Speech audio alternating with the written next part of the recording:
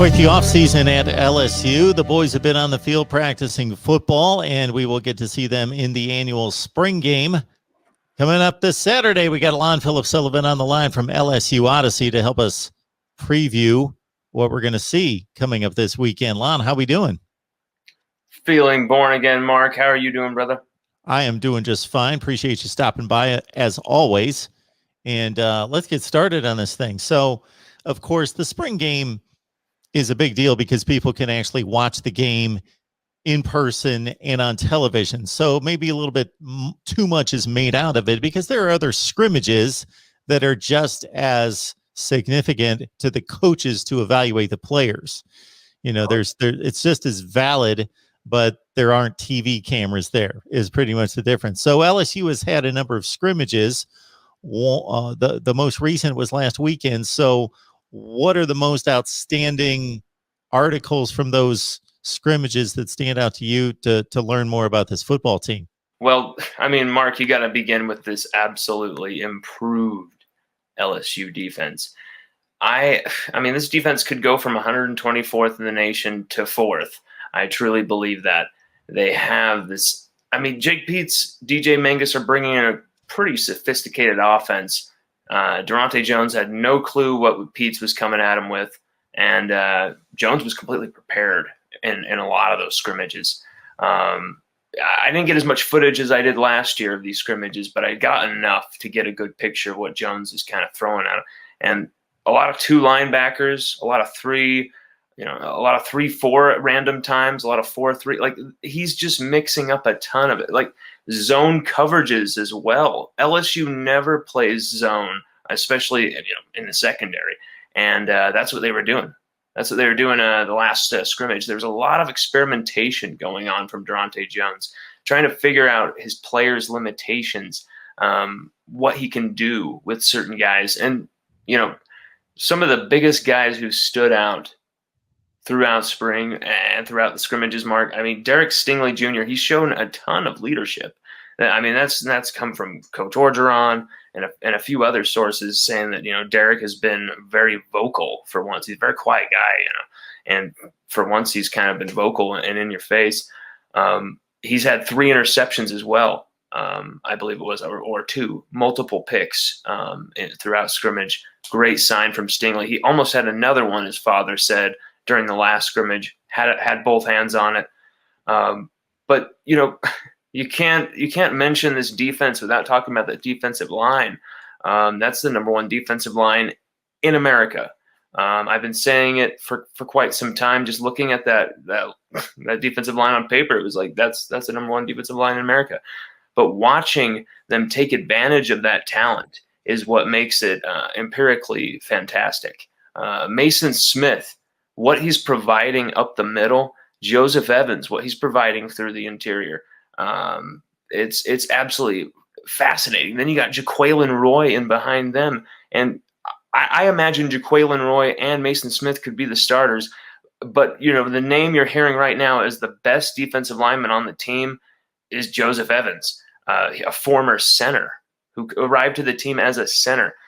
He's taking those line of scrimmage skills to the other side of the ball.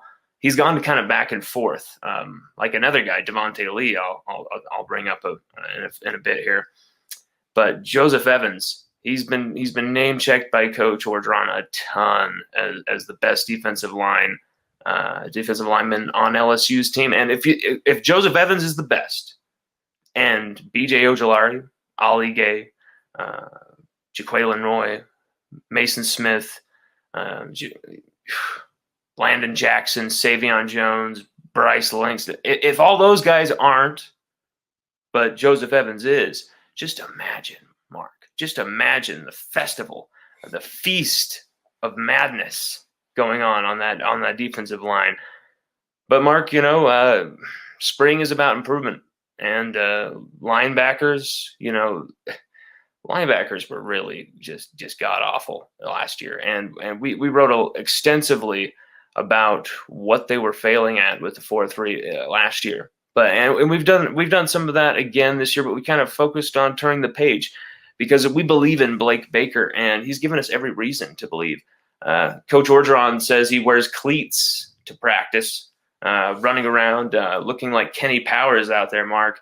This guy, he's, Damone Clark described him as the coolest coach he's ever had. So this guy's got swag. He's got pedigree. It didn't work out for him at Miami. A lot of Miami fans were laughing at some of the tweets of Coach Orgeron saying, he's a great recruiter, things like that. It's all turned out to be true. Blake Baker's even being used out of position for a few guys. He's recruiting a Denver Harris cornerback with Corey Raymond in Houston because, Blake Baker's a Houston native. And then you got him recruiting Shamar Stewart, defensive end, 2022 class, 5-star powerhouse, absolutely powerhouse brick house. This dude, he's recruiting him in Miami because that's his old stomping grounds from just a little bit ago. So he was already recruiting Shamar Stewart. So, this guy is a defensive coordinator. He was an ex-defensive coordinator. So you're putting him at linebacker, and he's in his element. And I've seen immediate improvement. It hasn't been perfect, but that's not the point about spring. I'm just seeing a lot of energy, and they're, just flying to the ball. They're attacking the ball, Mark. And guys like Josh White are sticking out. He was banged up for a bit, but he's come back, and he's gotten rid of that gold jersey, switched back to the purple, and he had a hell of a final scrimmage. I'll tell you what, he walloped some people. Bug Strong, that guy, he'll make you pay the price. That guy's vicious. I think he's LSU's London Fletcher this year, Mark. He's just trust me, if you can see any pictures, any footage of Bug Strong, LSU's London Fletcher fits the bill. Every LSU fan should be excited with that linebacker core led by Damone Clark. It's going to be a lot of hungry, hardy guys, but this defense, Mark, is just unbelievable. I'm taking everything, Lon, that you've got for me here. The one thing I will say is you're going to rile some people up in Clemson in particular, other places across the country, but Clemson in particular, when you call LSU's defensive front the best in the country. Well, they can scream, they can kick, they can cry all they want, but Andre Carter and his company, they're going to drag them all the way to hell and back. This defensive line, they're going to take over college football, Mark. This is a beast of every opposition's burden, my man. These guys, they will take you to town. I mean, Ali Gay, BJ Ojolari off the edge, and that might not even be the starting defensive ends. I mean, we haven't even talked about Savion Jones. Landon Jackson is just barely coming back. This is a unit that is beyond elite. And now they're coached by an NFL guy with 25 years of combined experience, a guy that Bill Belichick had to have twice. He had to have Andre Carter twice. Not just once. He had to have him come back twice because of that defensive line was so struggling. He needed a guy he could trust who could show the new guys how to do it. Andre Carter is that coach. I've seen absolute brutal practice footage where he just stops everything and just, no, again. I didn't see anything like that in 2020. Even with, social distancing going on, you can still be vocal. You can still be intense. COVID was no excuse for like a less intense practice. I get the restrictions at the first, but once it came to late summer, the practices were pretty much full go. There was no excuses. There was just a total lack of energy last year. This year, it is just they're just all riled up. They're flying around the coaching staff. So that's very infectious for the players. So coaches are bringing new energy, and it sounds like it's going to be fairly unpredictable for opposing offenses to scheme against this defense. They're going to be all over the place. Oh yes, more unpredictable than Michael Scott running your company. This defensive line, Mark, I'm really excited. You got to see them. I cannot wait for this spring game because everyone will be able to delight in this defensive line. And it's just the beginning. I hope everyone remains healthy because there's a variety of options, just a lot of different things that Andre Carter, Coach Orgeron, who's very involved in the D-line, a lot of things they can do. And they hired a new analyst, Carson Hall from Georgia. He was a part of that 2018 national champion runner-up team that played in that epic Rose Bowl game against Oklahoma. We hired him on to kind of try to attempt to replace Christian Locouture as the graduate assistant. I should say graduate assistant, not analyst. And Carson Hall has immediately brought in a ton of just ass-kicking energy. Get your LSU mask. It's free at voiceofcollegefootball.com. If you don't want a mask, that's fine. Still check us out at voiceofcollegefootball.com. We've launched our site there.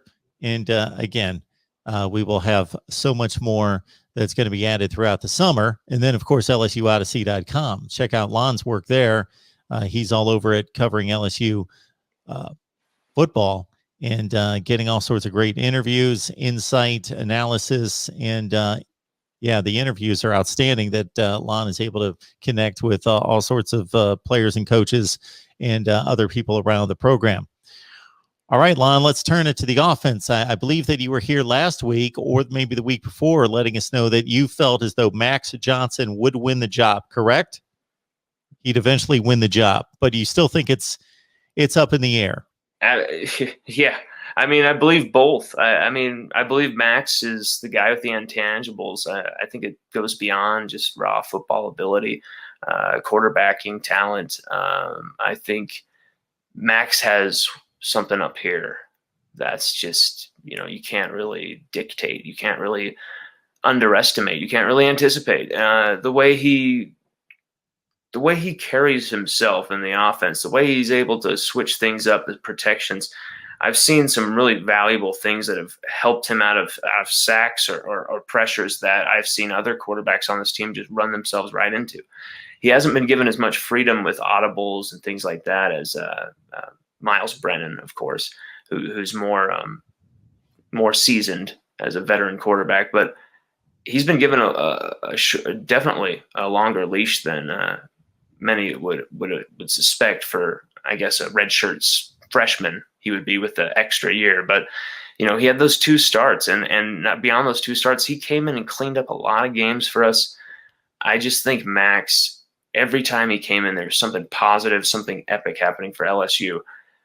Still, he's got to clean up the turnovers. There's some turnovers in spring, but here's the thing. There was bigger plays than the turnovers. But, it's still such an early race, Mark. You got Garrett Nussmeier being talked about. And when I see him, I see, maybe not Joe Burrow quite yet, where everything just looks so perfect, but more maybe like Johnny Manziel is the comparison I've heard. And it's like, that is perfect, Johnny Manziel, because he is just flying around. He's anticipating all of these pressures. He knows how to use guys' momentum against themselves and get around those blitzers. It's incredible what he does. Garrett Nussmeier, I don't know if he'll start as freshman, but could I say I'd be surprised with that kid's talent? I wouldn't be, but it would be it'd be a crazy story. It'd be awesome. TJ Finley, there's a lot of positivity coming out of him. It's got to be cleaning up the turnovers, number 1. But number 2, he's dropped some weight. He looks leaner. He looks more. His arm has always been strong, but he's putting more power, more oomph, more speed. He's putting more in purpose into his passing. Let's put it that way. He's putting more intent into his passing. Some absolutely killer intent in his passing, and he's a guy who can really move the chains of the offense really well. But if I'm going to go for a guy that's a complete package, it's got to be Max Johnson. We'll see at the spring game. It'll be very interesting who shows out the most and that type of thing. But, once again, it's very deceiving. So there's a couple guys elsewhere on the offense at the skill position players that you're high on that have shown quite a bit here during the spring sessions. We got Tyrion Davis-Price. We got Devonte Lee at the wideout position, tight end. Oh yeah. Devonte Lee, this guy, he's just making some really just jaw-dropping catches, Mark. You heard it from a lot of people, not just me. You heard it from Coach O. You heard it from Derek Stingley Sr., but the footage will tell the tale. And when people see him make, maybe he's not going to make a 80-yard bomb catch, jaw-dropping touchdown. But what he's going to do is just what I said a second ago, move the chains of that offense and keep things running. It's just unbelievable after the catch as well. He's a hard guy to tackle. This guy was moved back and forth from wide receiver to linebacker. Wide receiver when he came in as a freshman, 2019, part of that 2019 team, hardly used in that receiving core, of course, because of all the stacks and stacks of talent. They were pretty good, weren't they? Is that what you're trying to tell us? Oh yeah. They're pretty good. That guy. That Devonte Lee, he's making some circus catches after a year of just uncertainty where he was flipped and flopped from all these different positions, from receiver back to linebacker, back to receiver when the need was there, back to linebacker. It was crazy. He was even changing numbers during the season to make sure that eligibility. It was nuts, Mark. But finally, I think he has a home. And I'm not sure if the Eric Gilbert thing is going to pan out at this moment. I think Devonte Lee is there for that reason, because I was under the understanding that Devonte Lee was going to be a linebacker this year, and he was excited about that because he was a badass linebacker in high school. Coach Orgeron once said in the state title game that he won in his senior year, he was the best player on the field defensively. And, he was also a showcase at receiver. He's making those brilliant skyscraping catches, Mark. And he's a guy who's going to move those chains. And then you got someone like Keyshawn Butte who's going to take it to the house on a drop of a hat. But then you got walk-on Jack Mashburn, baby. Jack Mashburn, baby. Woo! Number 30, Jack Mashburn. This guy could be interesting. Why Jack Mashburn getting all the love? You love your LSU Tigers. You're going through like 25 names, and then all of a sudden you hit us over the head with Jack Mashburn. Because there's some guys who just don't get enough love in this world, and Jack Mashburn is one of them. This guy has been with the team for a while. He's been a governor of absolute deceit. He's been a brilliant DB enforcer. I mean, this guy, he goes in there and he smashes people in the face. Really, that's what he was doing. He was understudy to Torrey Carter in a way last year. But now I'm seeing him running routes in a lot of different practices. I'm seeing him doing a lot of interesting things in scrimmages where they're moving him around all over the place, using him as a fullback, using him in tosses, giving him the ball up the middle on the goal line, throwing it to him in the flat, motioning him out wide, doing all sorts of stuff with this guy. I don't know what his future holds. I don't know with how many places there are in this receiving core or on this offense for a guy like Jack Mashburn. But what I see out of this team, if a guy like Jack Mashburn is kicking ass and taking names, coming in there with the lunch pail mentality, then Coy Moore catching 6,600 passes a month ago. People like that, Trey Palmer, who's supposed to really hit this year at receiver. He's always been a stunning kick returner, punt returner, but everyone's saying, he's got to get that concentration in the catch. He's got to get that movement going, because once you give him the ball, once he can free himself in a route, once he can fight through those jams, once he can become more physical enough in the core, once he can become a little more tougher over the middle, let's put it that way, the sky is the limit, because you give this guy the ball, he's gone. You give him the ball in space, he's gone, baby, gone. I mean, this guy, Trey Palmer, the sky is the limit if he can take it to the limit. Kicking ass and taking names. That reminds me of Lon Philip Sullivan's appearances here at the Voice of College Football right there. So you can catch him on LSU Odyssey and get prepared for just excellent LSU football coverage when you head on over there. Lon does his homework. He tracks down tremendous interview subjects and topics to get as in-depth as he possibly can regarding LSU football, both on and off the field, as we have seen in recent months. Lon, we appreciate you stopping by as always. We will want to have you back following the spring game to give us the breakdown and what you saw out there. Mark, it's time to testify, brother. Go Tigers, baby.